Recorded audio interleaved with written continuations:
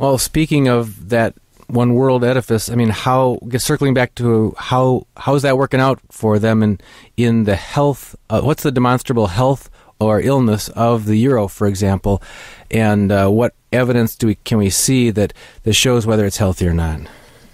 Well, the proof is in the pudding.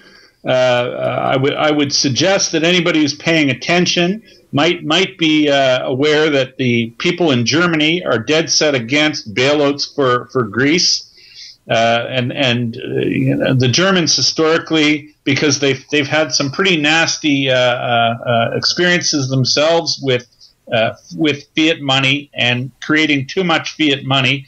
And I think the German psyche, I think they know that story doesn't end well. Witness their Weimar experience from the early 1920s, which set the groundwork for a complete and utter diabolical totalitarian maniac like Hitler to come to power.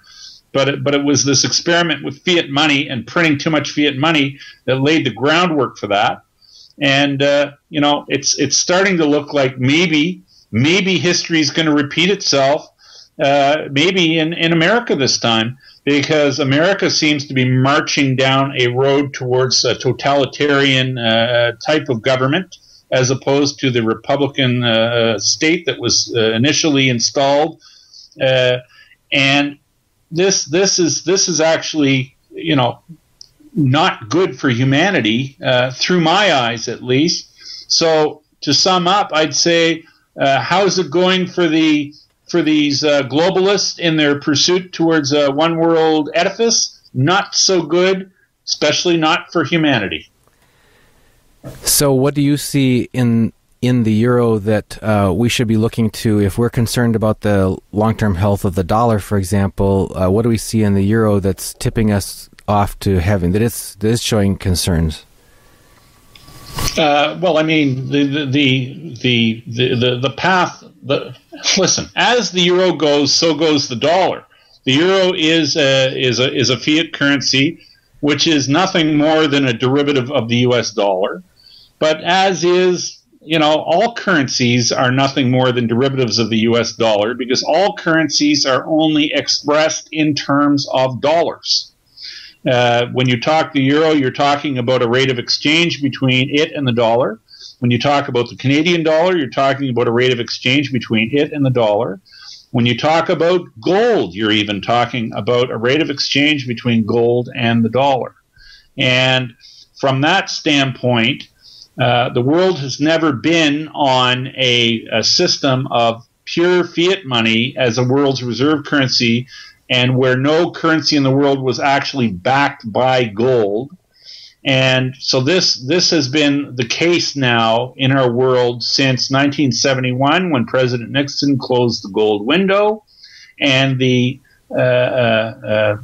lifespan of pure fiat currencies is generally historically been deemed to be somewhere in the 35-year lifespan range.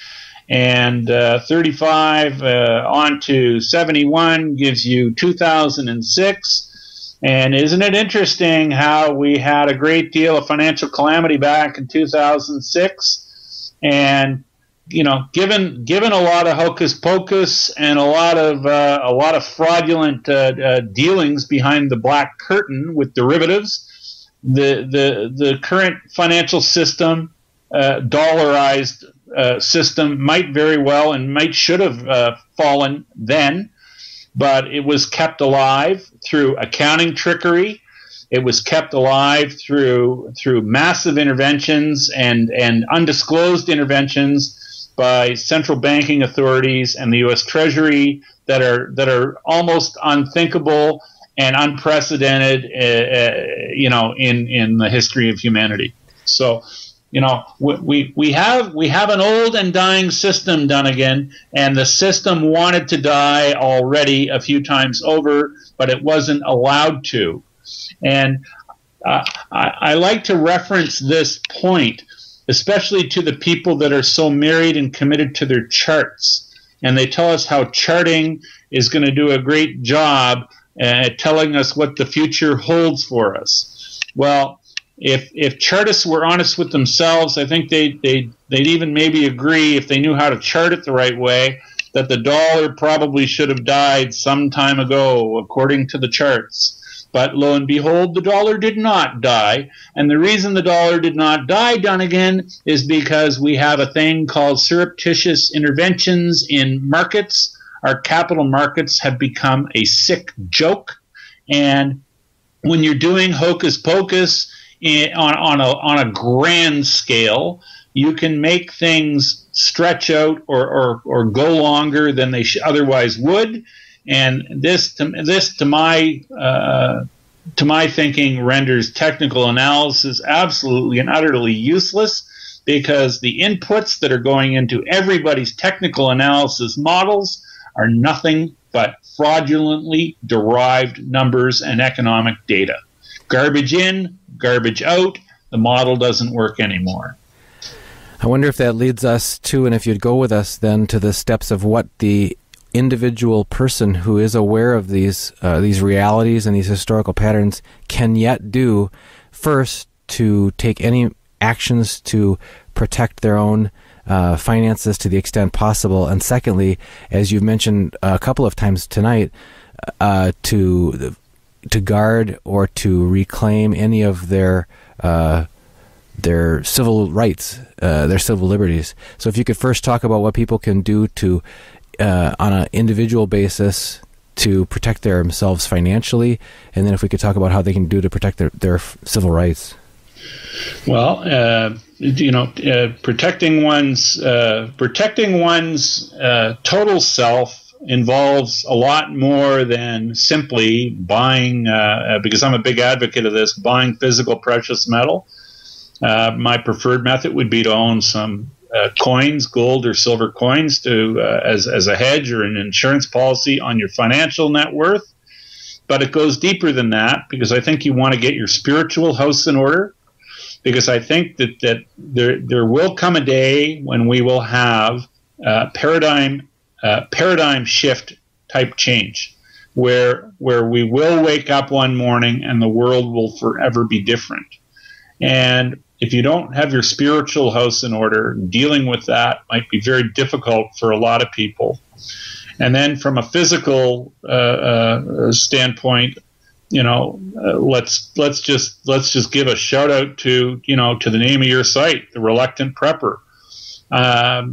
People have been reluctant to be prepared in the recent past, because there's been a huge push on by these handlers or the keepers of the New World Order to demonize and to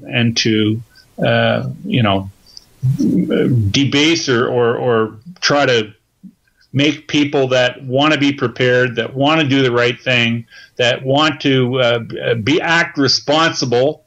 And there's been a huge movement on to make them, look like silly UFO chasers or tinfoil hat wearers. You're subject to ridicule if you don't basically capitulate and sign on to the system for absolutely. Yeah. But that's the big power that the New World Order or this globalist movement has, is that it ridicules anybody who stands in its way or anybody who has anything negative to say about it. But it's pretty prudent thinking when you know you've got severe weather coming, that you lay in some provisions and you position yourself for the aftermath, to weather the storm and to endure the aftermath, to get a new start. And from that standpoint, financial health, and then your provisions, your food.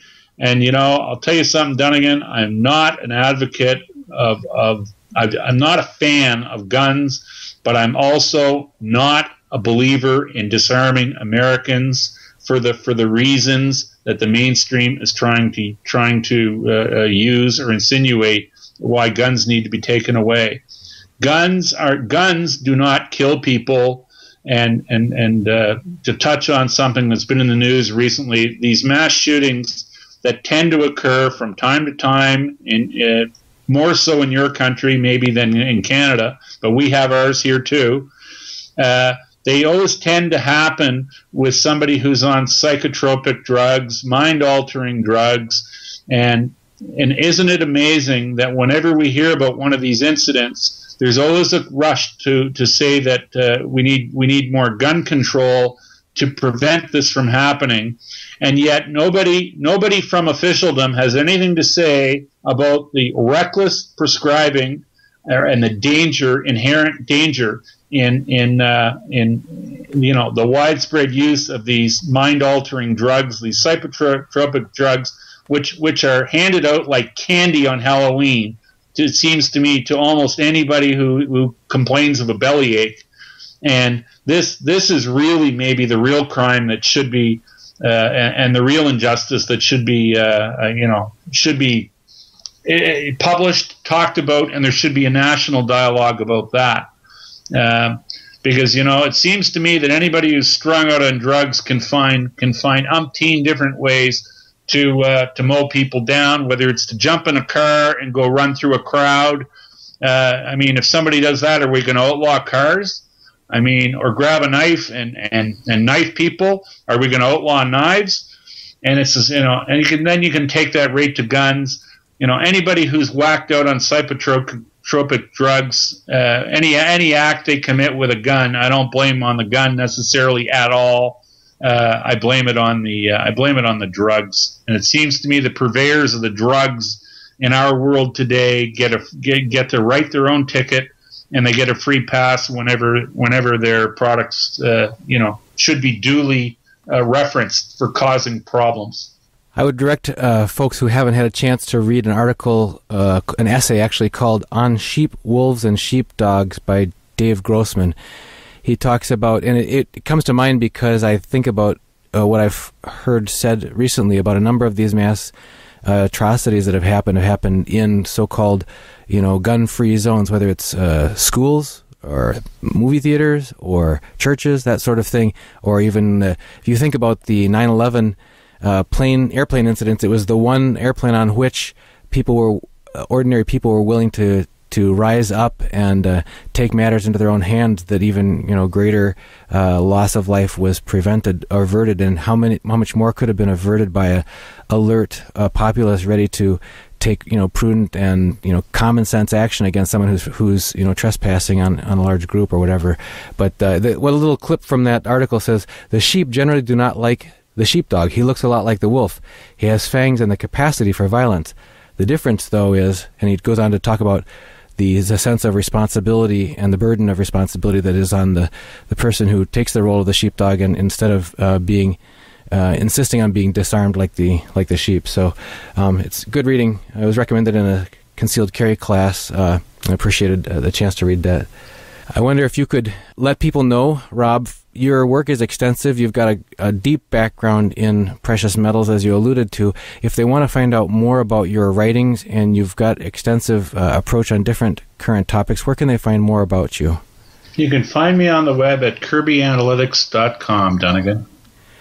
And what's available for folks who visit kirbyanalytics.com? Well, I think there's quite a bit of an archive of material, and